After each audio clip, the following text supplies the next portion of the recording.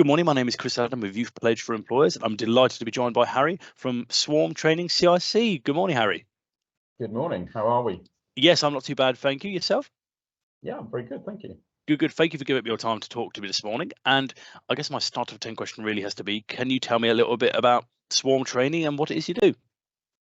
Yeah, so Swarm Training founded, I think it was about 10 years ago now.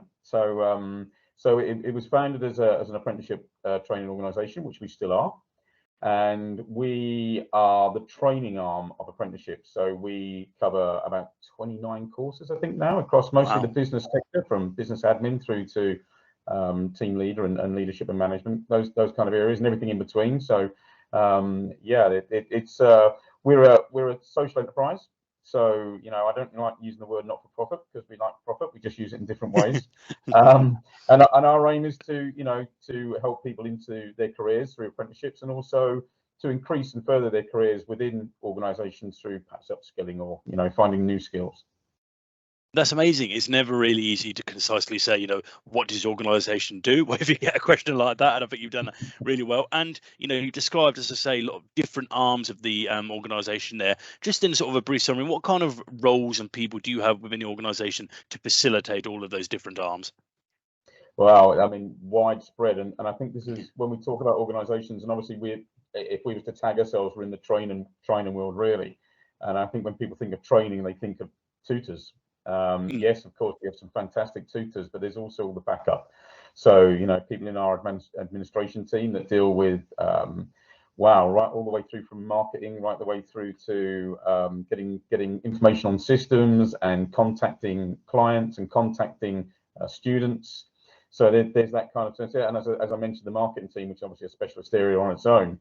So that's a really interesting area. There's leadership and management, there's supervisory, there is operations. So there are, as in all organizations, all those hidden areas that actually without them, nothing else works. And as I said, within the training world, everybody thinks of tutors, and they are great, and they're obviously pivotal to what we do, but they can't operate with all the backup systems that we have.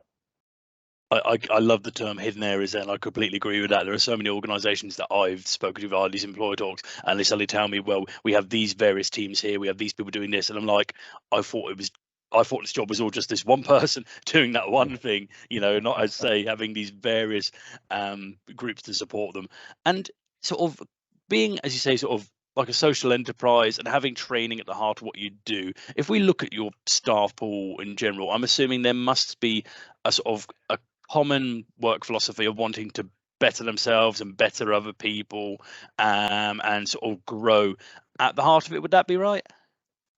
Absolutely, at the heart of it, and especially at the heart of Swarm. I mean, we were founded to help other people. That's why we exist. It's our core value is actually compassion, which may seem a strange kind of a strange value within business, but actually it's becoming more increasingly popular, which I'm really pleased to say. So it's about looking after not just our clients and our students, but also the people within our organization. And right from the beginning, we understood that. And so we have unlimited holiday, family first. If you need time off, you have time off.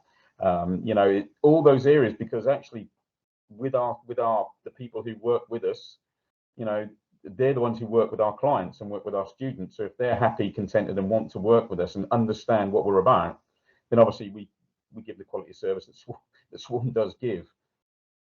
That's really interesting, and I think it's good for anyone sort of watching this video, hearing about that, because we all hear about the bad companies, and we all hear about the if you see what I mean, the 0 hour contracts, or people being overworked, or and so we don't hear about the organisations such as yourselves who actually, as you say, we're here to take care of you. We want to make sure you are in a happy, fulfilling workplace so that you can do your best work.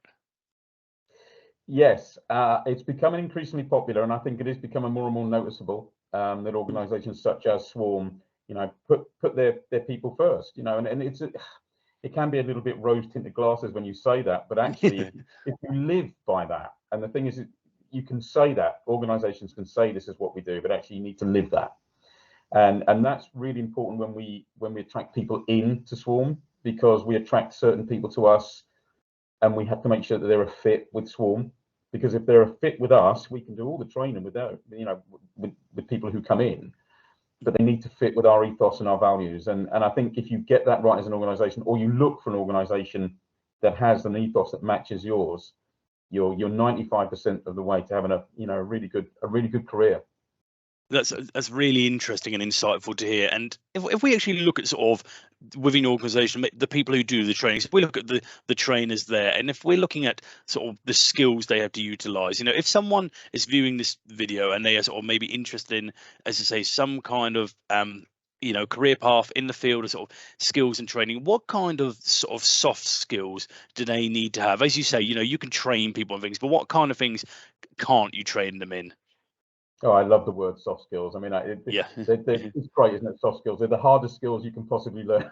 Yes. But they come naturally after a while. If you're around other people who are using those skills, they become natural. And for me, there's two, but the number one is listening. Yeah. Listen to people. And if you listen to people and engage with people through actually listening to what they say, then actually that is the number one skill, not just in work or career, but in life. But the other one is, so leading on from that, is communication.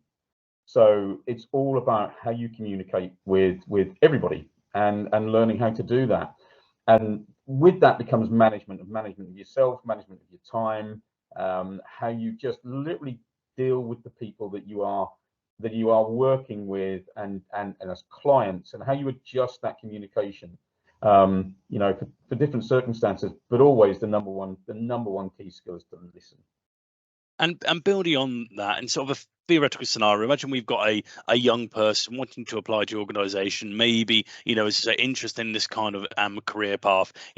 What kind of things are you looking for, maybe whether it be in their hobbies, their experiences, and the things they've done, bearing in mind to say they may be limited based on their age, which will prove to you that, as you say, that, oh, there's some good communication skills there, or there's some good listening skills there. Yeah, I mean, hobbies are terrific because they'll tell you a lot. Team hobbies are always good for an organization like ours, because we are a team, and we totally rely on each other. And we're quite, we like to rely on each other, because that is part of that closeness and that compassion of working with each other. So looking for things in teams, but not just teams. I mean, there may be individual hobbies that need communication to go with that. I would always be looking for somebody within Swarm that has an interest that they need to communicate that well, or be communicated to understand what they need to do. That's really interesting and really insightful, because I say it's that kind of feedback, sort of from an employer point of view, which sort of applicants very rarely get, if you see what I mean. As I say, some people, as you said there, sometimes actually take the sort of hobby section of their CV for granted, if you see what I mean. They think, oh, this is just something that is on every single CV template that's ever existed. I'm going to put a few bits on there, but I doubt the employer is actually going to be interested that I play badminton, or that I've spent this many years, as part of a swimming team or something like that. Whereas, as you're saying, actually, it shows a lot. But it shows a huge amount, especially if you don't have a lot of other things to put on your CV. And quite rightly, at a certain age, you're not going. I mean, I've got our youngest daughter, who's 16. She's now going through her exams. Looking at her CV, she's working for a local. So she works part-time for a local fast food takeaway. That's communication. That's teamwork. That's being able to do things in a timely manner, because you have to serve in a timely manner. So I would look at that on somebody's CV and go, well, actually, wow, yeah, they may not have a lot of work experience, but within that experience that they do have is an awful lot of things that I'm looking for. So, customer service, communication, time management, teamwork. I mean, there's an awful lot that you can tell from, while it may seem insignificant to somebody putting that on a CV, actually, there's an awful lot you can learn from that just from that one piece. And now we sort of touched the skills. If we look more on the sort of the day-to-day basis, whether it be your role or you want to plug another role within Swarm, I know there's no such thing as a typical day. I'm going to throw that out there right now. Such a thing doesn't exist, but it's the term we're going to go with. If you had to maybe sort of describe the kind of things that might appear in a typical day in Swarm, what might they be? And also, what do the good days look like, and what do the challenging days look like? Well, we'll start with the good days. Yes. The good days are when we have, we celebrate a tutor. We'll have somebody, a learner who may have gone through with a distinction. Well, as long as they pass, it's great. We get a lot of distinctions, and that's always celebrated by everybody. So because everybody has been involved with that, you know, that I guess the tutor has done that really hard work, and you know, real kudos to them. However, they've had that backup team that's allowed them to do that tutoring. So that's a really good day. When we have good comments back from clients, that's really good. When we just have fun, that's a really good day. When everybody's just had a bit of a laugh. And it could be anything, you know, it could be something in the office, could be somebody's emailed, could be in a meeting. It could just be the fact that everybody's come in and just had a really nice day, and that's a good day.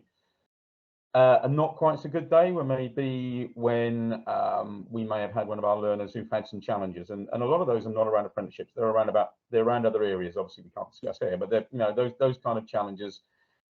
And because we care about what we do, actually, they can be challenging days. But once again, that's where that communication, certainly that listening, that communication, and that teamwork springs into action, because it won't just be one person that will be dealing with that. That'll suddenly, and that's where the communication comes in, because it may be the fact that we can't quite work it out until somebody goes, actually, that's my area, I need to deal with that, or we need to do this. Whilst they're challenging days, actually, they're still quite good days in some respects, not in the first instance, but if we solve that challenge. Unfortunately, the world we live in, sometimes you cannot solve all the challenges, and that's when perhaps the days aren't quite so good. I think it's really interesting, especially to sort of hear how you're referencing, the skills we were talking about earlier, and actually saying that, as you say, when it comes to maybe those challenging days, that's when sometimes they are the most important. As you say, you're listening, you're communicating effectively, and I completely agree. Sometimes there are challenges that just can't be overcome, or sometimes there are bad things that happen, and you know, you just have to deal with them as best you can. But as I say, those can be mitigated and dealt with so much better. As I say, if you communicate, work as a team, you know, listen to each other. And my final question, really, and this is sort of in two parts, and I've asked sort of all of the people I've spoken to, these employer talks, to this is one, can you just give me a little bit of a sort of summary, sort of about, you know, your career path, how you've come to be where you are, you know, and the second part of that is taking into account, you know, the things you've learned, the mistakes you've made, the successes you've had, you know, and various roles and things. If you could go back and speak to, say, 16, 17-year-old you know, what's the one piece of career advice you would actually give your younger self? Wow, that is probably the hardest question you could ever ask me. I've had an interesting journey. So I'm originally from North Norfolk, and you know, my career journey has been, how can we say, slightly curly, shall we say? It's not a straight line. Yeah, so I didn't do particularly well at school, but I loved doing my own thing. So a lot of my career path has been running my own businesses, and it was there's a lot of serendipity in life. There's a lot of I like to call them accidental collisions. So we have accidental collisions. The thing is, accidental collisions, you have to put yourself in the way in the first instance to have those collisions. And I was very fortunate. So I'd been running my own businesses, and a good friend of mine was going off to university, and I won't go into the whole story. And he said, "You're going with me?" And I said, "You're absolutely crazy. There's no way I'm going to do that." 3 months later, I've gone to university, and that was at the age of 44. So that was actually my first qualification at that age. Now, I really don't advocate that route, qualifications earlier, but it was great for me. That's kind of, so I did my degree and my master's degree, and that was where I bumped into Robert Ashton, who had started Swarm training. And it didn't happen straight away, but about 18 months later, I ended up at Swarm with a really small, great team at that point. And we have grown that over the years into something which is quite, I believe it's outstanding. And to be a part of that journey has been amazing. There's been lots of other parts of that journey, far too many to go into here. But if I was to say anything that I've learned through that point, is just keep going, because you just don't know what comes next. And when times seem really, really tough, something will appear if you keep putting the work in.